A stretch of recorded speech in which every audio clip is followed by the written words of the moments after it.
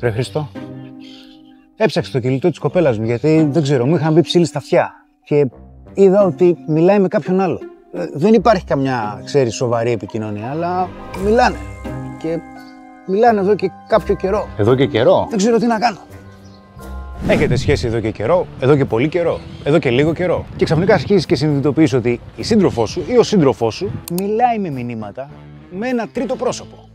Φυσικά, όταν το καταλαβαίνεις και τον βάζεις ή τη βάζεις στο ειδόλιο μέσα σε εισαγωγικά, αρχίζει και σου λέει κάποιες απίστευτες δικαιολογίες, οι οποίες σε κάνουν να αμφισβητείς ακόμα και την ίδια σου οπτική, ακόμα και την ίδια σου λογική.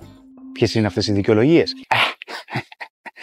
Είναι απίστευτες. Έχουν την ικανότητα να λειτουργούν σαν ξόρκια. Δηλαδή, από εκεί που ήσουν σίγουροι ή σίγουρος ότι ξέρεις, δεν γίνεται, κάτι συμβαίνει εδώ πέρα. Ξαφνικά σου αλλάζει ολόκληρη την οπτική. Πάμε να δούμε τις δικαιολογίες.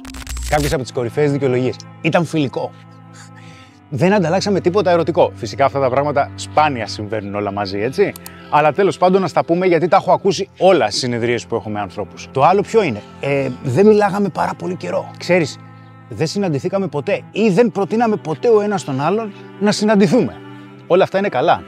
Αλλά μάλλον δεν είναι. Και επειδή υπάρχει περίπτωση να τα έχεις ακούσει ή ελπίζω να μην τα ακούσεις, αλλά μπορεί να συμβεί, θα χρειαστεί να θέσουμε κάποια θεμέλια για να μην τρελαθείς όταν ακούσεις δικαιολογίες του αέρα. Όταν ακούσεις λοιπόν αυτές τις απίστευτες τις απίστευτες δικαιολογίες, να θυμάσαι κάποια πράγματα τα οποία είναι πάρα πολύ σημαντικά. Γνώριζες ότι υπήρχε αυτή η επικοινωνία? Αν δεν το γνώριζες, τότε σημαίνει ότι υπήρχε κάποιο μυστικό, υπήρχε κάποιο ψέμα. Δεύτερον, σε περίπτωση που αναρωτιέσαι για το αν ήταν όντως απιστία, είναι πολύ σημαντικό να θυμάσαι κάτι το οποίο έχει οριστεί από πολύ συγκεκριμένες μελέτες και πολύ συγκεκριμένες έρευνες, όχι από τα πανεπιστήμια που έχω αναφέρει στο παρελθόν.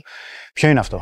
Δεν υπάρχει μόνο ερωτική ή σεξουαλική απιστία. Υπάρχει και η συναισθηματική απιστία. Δηλαδή, η προδοσία ότι κάποιος άνθρωπος έκανε κάτι το οποίο εσύ δεν το περίμενες ή δεν το εγκρίνεις και είναι σημαντικό για σένα.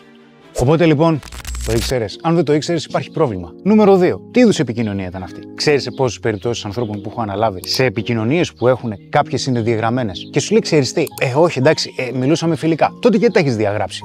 Λοιπόν, το πράγμα εδώ πέρα βρωμάει από παντού. Οπότε είναι πάρα πολύ σημαντικό να καταλάβεις το εξής. Μπορεί να μην υπήρχε κάτι σεξουαλικό ή ερωτικό, αλλά η απιστία είναι συναισθηματικής φύσεως και ισχύει. Οπότε αυτό που χρειάζεται να κάνεις είναι να ξαναδείς πάλι το παλιότερο βίντεο μου που έχει να κάνει με τα όρια. Γιατί από τη στιγμή που συνέβη, το ελάχιστο που μπορείς να κάνεις είναι να δημιουργήσεις απόσταση.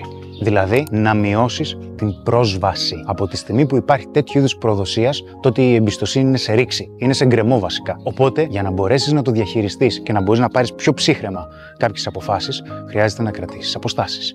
Φυσικά, αν συνεχίσει και σε δυσκολεύει, επικοινώνησε μαζί μου στα προσωπικά μου μέσα κοινωνικής δικτύωσης ή στο chris@menofstyle.gr.